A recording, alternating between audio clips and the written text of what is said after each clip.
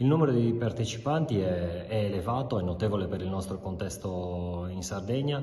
Contiamo di avere insomma all'interno di Oristano almeno 2000 persone che si muovono attorno a questa manifestazione. La nostra manifestazione fondamentalmente si sviluppa grazie agli atleti sardi, per cui volevamo dare un palco di rilievo per loro. Le principali novità sono innanzitutto la presenza della non competitiva, della 10 km non competitiva all'interno dei partenti.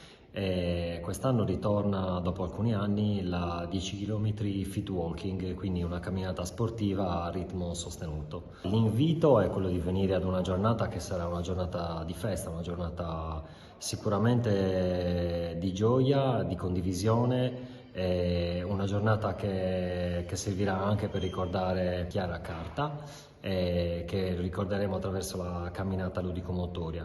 Una giornata attraverso la quale tutti gli sportivi si potranno esprimere al meglio, dato che il nostro percorso, come ci piace dire, è un percorso particolarmente prestativo, per cui dove gli atleti possono effettivamente riuscire a rendere il meglio e poter avere i migliori riscontri cronometrici per se stessi. Ci sarà il villaggio mezza maratona, dal momento che siamo anche in collaborazione con lo Xen di Oristano, diretto da Mauro Camoni. Avremo modo di avere degli stand di varie discipline associate allo Xen, e quindi chi verrà all'interno del nostro villaggio mezza maratona, che si troverà in Piazza Mannu, potrà vedere appunto le varie discipline che si svolgono.